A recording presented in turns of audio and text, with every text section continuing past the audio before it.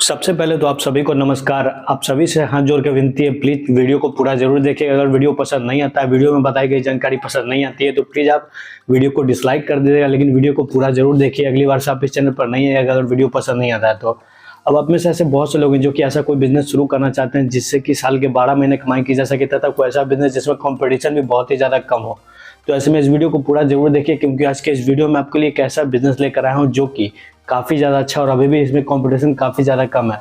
ऐसे में अगर आप जानना चाहते हैं कि वो कौन सा बिजनेस है तो चलिए वीडियो की शुरुआत करते हैं। दोस्तों, मैं बात कर रहा हूँ लाइब्रेरी बिजनेस की। अब लाइब्रेरी बिजनेस सुनकर ही आप चली मत जाइएगा, क्योंकि लाइब्रेरी बिजनेस को शुरू करने का तरीका मैं आपको बताने वाला हूँ जो कि बहुत ही ज़्यादा सक्सेसफुल है। और बहुत से जो लोग हैं वो मेरे आइडिया से इस बिजनेस को शुरू कर चुके हैं और अपने एरिया में वो काफ़ी ज़्यादा अच्छा कमाई कर रहे हैं। अब बात आती है कि लाइब्रेरी बिजनेस की शुरुआत करें कैसे। तो सबसे पहले मैं आपको बता दूं, लाइब्रेरी बिजनेस शुरू करना इतना ज़्यादा आसान नहीं है जितना कि लोगों को लगता है। अब लाइब्रेरी बिजनेस शुरू करने के लिए सबसे पहले आपको उस एरिया में जाकर ये देखना है कि लाइब्रेरी कितने ज़्यादा खुल चुके हैं। जैसे कि मान लीजिए आप किसी भी एरिया में रहते हैं, वहाँ पर आपको जाना है और 1-2 किलोमीटर रेंज में देखना है कि आपके एरिया में कितने ज़्यादा लाइब्रेरी खुले हुए हैं। अब जितने ज़्यादा लाइब्रेरी हैं या फिर जितने भी लाइब्रेरी हैं उनमें आपको जाना है और वहाँ पर जो सुविधाएं वो देखना है, उनकी फीस क्या है, वो सभी चीज़ें आपको गौर से ये सभी चीज़ें नोटिस करनी है, जिससे कि आपको लाइब्रेरी शुरू करते वक्त वो सभी चीज़ें का आइडिया मिल जाए। अब ये बात कर लेने के बाद आपको सबसे पहले जो काम करनी है, अगर आपको लगता है कि इस एरिया में लाइब्रेरी शुरू करना सही होगा तो सबसे पहले आपको एक जगह की तलाश करनी है। अब जगह भी बहुत से लोग ये गलती करते हैं कि गलत जगह पे अपने बिजनेस की शुरुआत करते हैं, जिसके कारण उनका बिजनेस बहुत ज़्यादा समय तक नहीं चल पाता है। तो अगर आप लाइब्रेरी बिजनेस की शुरुआत करने की सोच रहे हैं तो आप भीड़ भाड़ वाले इलाका जहाँ पर हल्ला बहुत ही ज़्यादा होता है, लोग का शोर शराबा काफ़ी ज़्यादा होता है, वहाँ पर लाइब्रेरी बिजनेस शुरू करने की बिल्कुल भी ना सोचें। क्योंकि अगर लाइब्रेरी में हल्ला बहुत ही ज़्यादा होगा, शोर शराबा ज़्यादा होगा तो वहाँ पर लोग नहीं रुकने वाले हैं, आपका बिजनेस नहीं चलने वाला है। तो अगर आप लाइब्रेरी बिजनेस की शुरुआत करने की सोच रहे हैं तो किसी रेसिडेंशियल एरिया में शुरू करें, कॉलोनी में शुरू करें, जहाँ पर अगल बगल घर हो लेकिन हल्ला नहीं होता हो, कोई ग्राउंड ना हो, प्ले ग्राउंड ना हो, रेलवे स्टेशन ना हो, कोई बाजार ना हो, वहाँ पर इस बिजनेस को शुरू करना है। उससे थोड़ा सा अंदर शुरू करना है।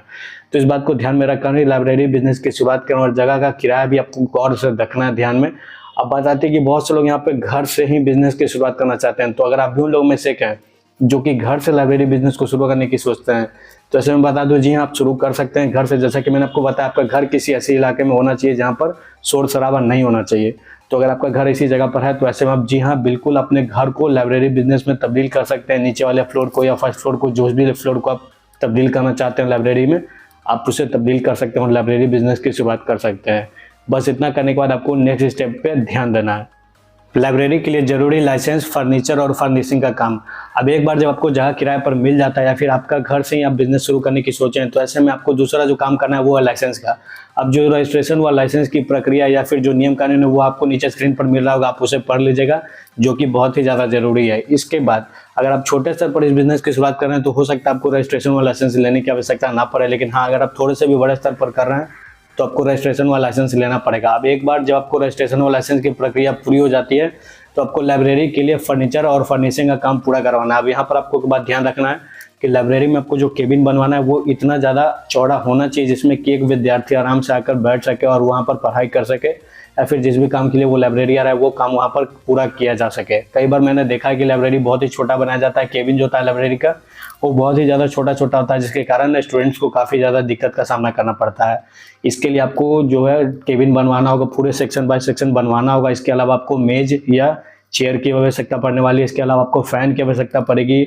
इसके अलावा आपको एसी, ट्यूबलाइट, बल्ब, ये सभी चीज़ें आपको खरीदने होंगे। इन सभी में आपको अच्छे खासे निवेश करने होंगे। जो निवेश है वो मैं आपको आगे बताऊंगा, तो वीडियो को पूरा जरूर देखिएगा। ये सभी चीज़ें आपको खरीदनी होगी। इसके अलावा आपको ऑफिस के लिए भी अपना एक डेस्क बनवाना होगा। जैसे कि आपका एक ऑफिस होगा लाइब्रेरी का, वहाँ के लिए आपको एक डेस्क बनवाना होगा, वहाँ के लिए एक चेयर चाहिए होगा, वहाँ पर भी पंखा चाहिए होगा, एसी चाहिए होगा, जो आप लगवाना चाहते हैं वो लगवा सकते हैं, लाइट्स चाहिए होंगी। तो इन सभी चीज़ों का आप ध्यान रखिएगा। लाइट्स उतनी होनी चाहिए जितने कि स्टूडेंट को साफ साफ पढ़ने में दिक्कत ना हो, दिखाई दे जो भी वो पढ़ रहे हैं। तो इस बात का ध्यान रखकर ही लाइब्रेरी का जो है अच्छे से बनाए। लाइब्रेरी शुरू करने के लिए जरूरी बुक्स तथा कर्मचारी को हायर करें। अब जरूरी है कि जब लाइब्रेरी शुरू होता है या उसे शुरू करने से पहले आपके जो लाइब्रेरी है वहाँ पर बुक्स होने चाहिए। जो बुक्स जरूरी होते हैं वो तो जरूर से ही होने चाहिए। अब कई बार ऐसा होता है कि आपके टारगेट ऑडियंस कुछ और होते हैं, तो उस हिसाब से आप बदल सकते हैं। जैसे कि अगर आप विद्यार्थी को टारगेट कर रहे हैं तो हो सकता है आपको जो बुक्स होते हैं वो भी रखने पड़ सकते हैं। ये बहुत ज़्यादा कम लाइब्रेरी में होता है अभी के समय में, लेकिन हाँ, कई लाइब्रेरी में ऐसा देखा जाता है कि वहाँ पर बुक्स भी रखे जाते हैं। तो बुक्स अगर आपको ऑफलाइन मार्केट में मिल रहे हैं तो वहाँ से आप खरीद लीजिए, वरना आपको ऑनलाइन मार्केट में भी मिल जाएगा, लेकिन वहाँ पर थोड़ा सा महंगा मिलने वाला है। इसके बाद जो सबसे ज़रूरी बात आती है कि कर्मचारी रखना। तो कर्मचारी भी आपको उसी अनुसार रखना है जितना कि आपको ज़रूरत है, क्योंकि कई बार ऐसा होता है कि कर्मचारी 1-2 चाहिए और वहाँ पर आप 4-5 कर्मचारी रख लेते हैं, जिसके कारण आपको उनको तनख्वाह देने में दिक्कत होती है बाद में, क्योंकि अभी आपका बिजनेस नया नया है तो आप सभी को तनख्वाह ज़्यादा से ज़्यादा नहीं दे सकते हैं। इस बात का ध्यान में रखकर ही कर्मचारी को भी हायर करें, जितना ज़रूरत है उतने ही कर्मचारी को आप काम पर रखें, तनख्वाह पर रखें, उससे ज़्यादा ना रखें। अब बात आती है कि लाइब्रेरी बिजनेस शुरू करने के लिए कितने रुपए निवेश करने को, तो इस पर मैं आपको एक बात बोलना चाहूँगा कि ये इस पर निर्भर करता है कि आप लाइब्रेरी बिजनेस की शुरुआत कितने बड़े स्तर पर कर रहे हैं। क्योंकि कई बार ऐसा होता है कि लाइब्रेरी बिजनेस की शुरुआत बड़े स्तर पर की जाती है, तो कई बार ऐसा होता है कि बहुत छोटे स्तर पर की जाती है, और क्या क्या सुविधाएं आप दे रहे हैं इस पर भी ये निर्भर करता है कि आपको निवेश कितना ज़्यादा करना पड़ेगा।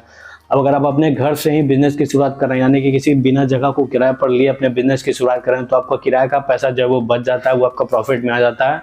वहीं अगर आप किराए पर लेकर इस बिजनेस को शुरू कर रहे हैं तो आपको किराया भी देना होगा, तो इस बात का आप ध्यान रखिएगा। जितना बड़ा जगह होगा उतना ज़्यादा ही आपको किराया भी देना होता है, तो इस बात को ध्यान में रख लीजिएगा। अब बात आती है कि निवेश कितना करना होगा, तो मैं आपको बता दूं, अगर आप अपने घर से इस बिजनेस को शुरू कर रहे हैं तो आपको कम से कम 2 से 3 लाख 4 लाख रुपए निवेश करना होगा, सभी सामान को जोड़कर मैं आपको बता रहा हूँ। वहीं अगर आप किराए पर इस बिजनेस की शुरुआत करते हैं तो आपको 4 से 7 लाख रुपए तक निवेश करना पड़ सकता है। यह आंकड़ा हर जगह बदल सकता है, जैसे ये लोकेशन पर भी निर्भर करता है कि किस लोकेशन पर आप अपने बिजनेस को शुरू कर रहे हैं, तो उस अनुसार ये बदल भी सकता है आंकड़ा, तो इस बात को ध्यान में रखिएगा। अब बात आती है कि बिजनेस तो शुरू हो गया, निवेश भी पता चल गया, लेकिन अपने बिजनेस को बढ़ाएंगे कैसे, तो उसके लिए आपको अपने बिजनेस का प्रचार प्रसार करना होगा, मार्केटिंग करना होगा। फिर जितने भी वेबसाइट हैं, सोशल मीडिया, उन सभी का आपको इस्तेमाल करना है, जिससे कि आपको ज़्यादा से ज़्यादा फायदा मिल सके। अब कई लोग ये गलती करते हैं कि अपने बिजनेस को ऑनलाइन लेकर ही नहीं आते हैं, तो आपको ऐसा नहीं करना है। आपको जितने भी सोशल मीडिया प्लेटफॉर्म है वहाँ पर अपना जो अकाउंट बनाना है अपने लाइब्रेरी के नाम से। इसके अलावा अपने जस्ट डायल पर रजिस्टर करना है, गूगल मैप पर रजिस्टर करना है, अपने वेबसाइट बनवानी है।